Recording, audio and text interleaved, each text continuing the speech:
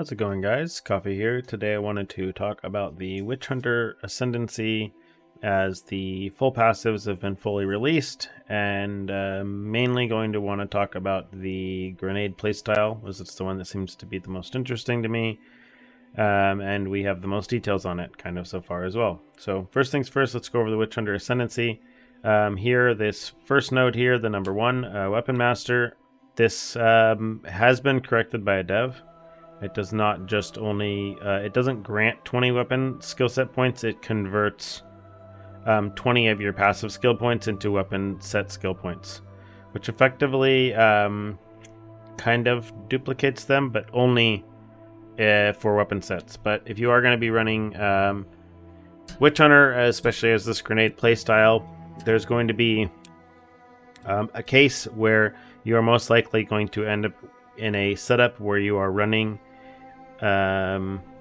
like crowd control based grenades as well as damage based grenades, or wanting to run some sort of kind of hybrid playstyle where you're dealing a little bit of stuff leaning just into normal projectile like skills that use ammo, and then having a setup where you're using grenades. But so this one might end up actually having some use on here. It's really going to be a trade-off though, right? As you will, if you're going to do this, basically, if you're going to end up running Zealous Inquisition here, the number 8, where you just have an extra explode to help deal with some clear.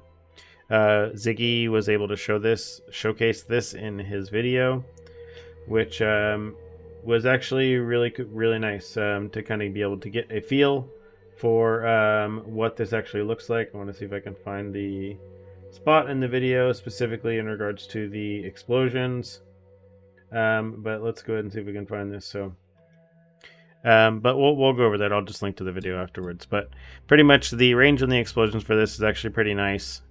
The thing about picking up the explosions is this class already has a lot of explosions on Grenadier, or on doing a grenade playstyle, because everything's AoE, so not sure how necessary it will be.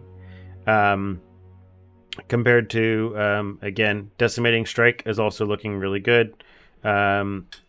Potentially, right? You're getting like this very large chunk of damage the first time you hit anything, right? 5 to 30% of their damage is being removed immediately.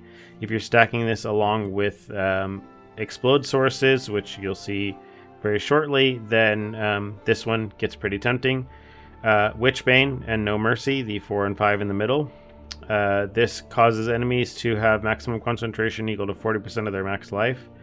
And then your breaking concentration, when you, your breaking concentration based off of how much damage you actually deal. And you can basically fully break their concentration to interrupt their skills even further, or lower the cast time, or lower how frequently they're using their skills, which is always helpful, right? You don't get to use a shield on this class. You don't have mobility skills on this class either, so there's not as many options for defenses. This is one of them. And then again, with No Mercy, you get up to 30% more damage on enemies based on their concentration, or based on their missing concentration, right? So this basically will ramp up as you go through the fight, and the further you get into it, the better it will get. Then we have Obsessive Rituals, which, from what Ziggy mentioned, is basically this trades some armor and energy, or armor and evasion rating rather, to get a ward, which the sorcery ward, which protects against elemental damage. And then you can see here the ceremonial ablution. I wonder if that should be ablation or something. Basically just increases the effect of that. It really depends if you get to a point where you need the defenses more than the damage. But early on, again, it might feel better to just have Weapon Master, the explosions, and then either Decimating Strike or Witchbane. You lean into whatever is better for you. I think Decimating Strike will probably feel better for mapping and other things, and obviously you have that extra big potential for boss damage, by just instantly getting 30%.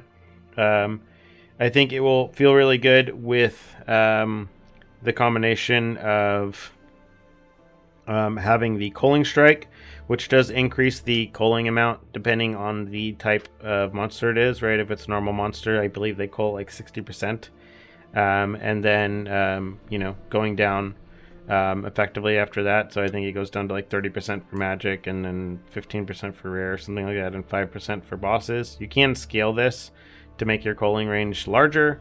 But what this does mean is that if you are combining this with any amount of explosions, you can get some really, really nice map clear very, very quickly.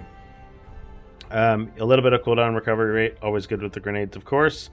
In regards to the passive tree, for grenade skills, there's quite a few nice ones on the tree that are going to be important here. This grenade skills fire an additional projectile is really nice. The 50% increased grenade duration is a downside as the trade-off for this, because it does mean that their fuses take longer to explode, but there are other ways to explode your grenades, which we will cover here in a little bit. The Grenadier is just going to give +1 cooldown uses to all your grenades. This is going to be extremely good. Definitely worth picking up on every grenade build. You're going to want to do that, and most likely this entire wheel is going to be like increased CDR and area of effect, and going to be nodes that you're probably going to want to take. Over here we have volatile grenades, which does reduce their duration, which again is reducing their fuses. This is something we're going to want to do. Again, you want your grenades popping as fast as possible. You don't want them sitting on the ground to give them a chance to miss, basically, right? And then we have a repeating explosives down here, which give grenades a 15% chance to activate a second time. This is obviously nice, right? This is 15% more damage, basically. They have a chance to just pull up again. So that's really nice. The other big ones that we are looking for is there's quite a few cooldown recovery nodes here down at the bottom.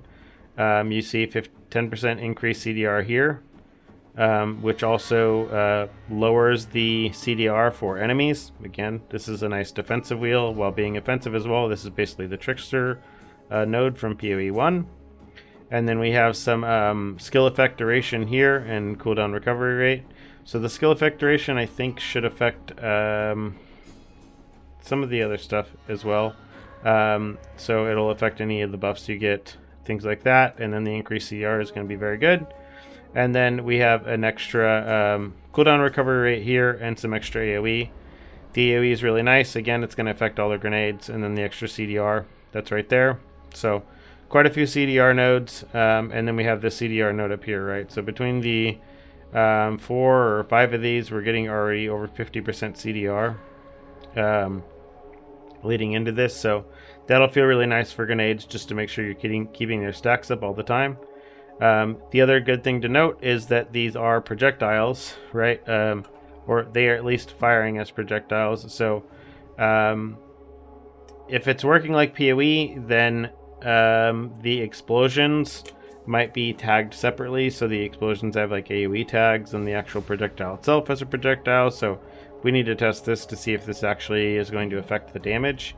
I'm presuming it does, but again, we need to just go in game and test it. Luckily, we can see damage numbers on bosses now, so we can actually test this stuff empirically.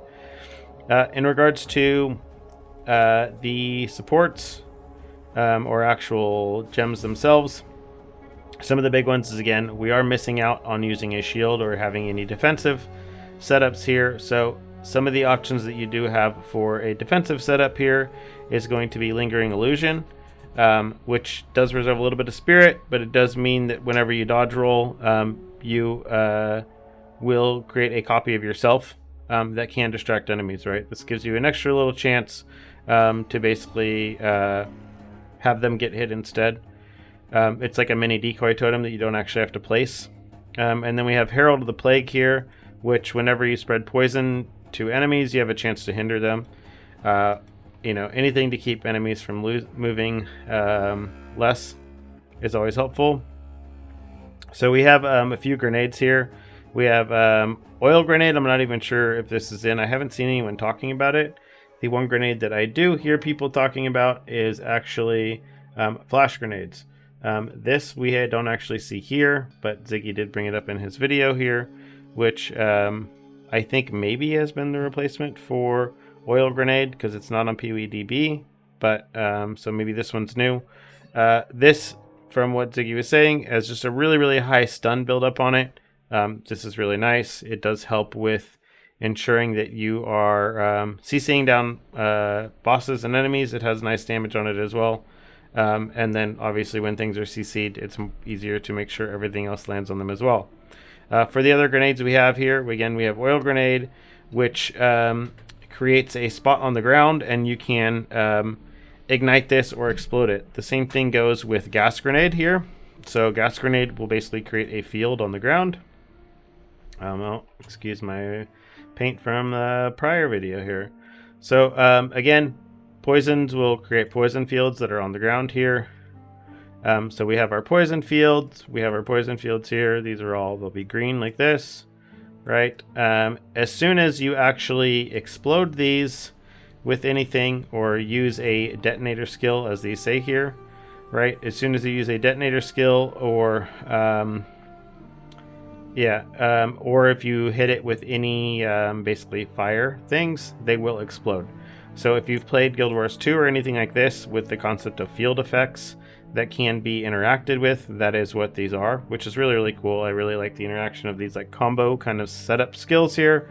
So again, you're basically, the idea is you're placing down your gas grenades, which will drop these poison things or poison areas on the ground, and then you are exploding these in order to get just extra explosion damage, right? On top of this, there are some supports that can affect this, but we'll go over supports here in a little bit here.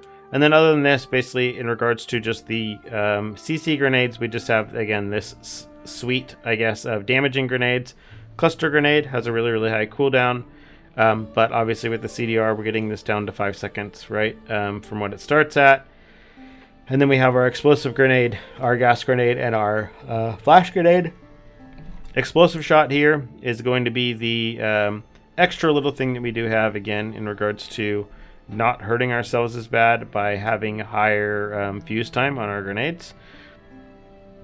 This will make any grenade in its area explode immediately, right? So if you're using this and you put any like additional area of effect on explosive shot, you can ensure that any grenades that you have down will be exploded. You probably don't really need it. I mean, the explosion range on the explosive shot might already be big enough that it's going to hit all of your grenades anyways, so you don't really need to focus on it.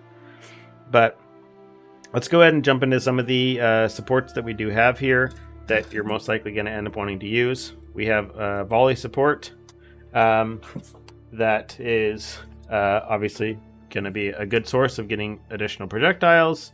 And then we have this obviously with multiple projectiles, right? These are going to be good. Multiple, right? So we have multiple projectiles here. This is also going to be another one that gives you 2 additional projectiles. These are obviously going to be good for grenades because, again, we have the overlaps on all the things. We are most likely, you're going to end up wanting to use a, what is it, less duration. So you're going to want less duration again for shorter fuses on your grenades, certain things like that. There is one in regards to the poisons here. Multiple poison is not the one we need. It's not as important. Poison chance, probably don't need it as much. But this bursting plague can be another source of explosions on top of the build that we already have here with the gas grenades, right? You can attach this to gas grenade. This will mean that as an enemy is standing in the poison cloud, they're going to be building this up, and then when you actually kill that minion, they're going to explode on top of the rest of them, right? So we're basically just stacking a few different explosions in this build, which will help just with clear dramatically. How this will play out in regards to bossing, we'll have to see, right? This may just be a good mapping thing, and it's not really going to be that good. You might struggle when it comes to bossing damage, but all of these explosions will at least feel nice, right? So the other stuff we have here, again, you can make it break armor. I don't necessarily know how important armor breaking is going to be. I'm not even sure what armor breaking actually does. I think it might only affect the physical damage, something like that. But we'll just have to kind of wait and see and think around with it. But these are things that you may end up wanting to use. May really, really come in handy. The other big ones here that mainly wanted to cover is going to be in regards to anything that is just going to increase the area of effect. So you have other things that can work here. Just make sure you search for area of effect tag things here, and then there's going to be stuff that's going to affect again the base area itself. I believe there might be some area damage stuff possibly as well. We just have to look for these concentrated effect things like this. Again, it'll make it harder for the grenades to hit, but if we are just lacking bossing damage, we can do something like this to just have some very potent grenades that we are sure are going to hit. And then, yeah, that's pretty much that. So, really looking forward to the build. I will link Ziggy's video below as well because he covers a lot of the stuff. I was already kind of working on this video, and then I came across this stuff, and he ended up filling in some extra stuff that I didn't have access to or wasn't privy to. So, very grateful for that, and I'm happy to showcase what what we've seen and kind of where we can kind of go with it. And yeah, if you have any questions, leave them in the comments down below. And other than that, see you in the next one.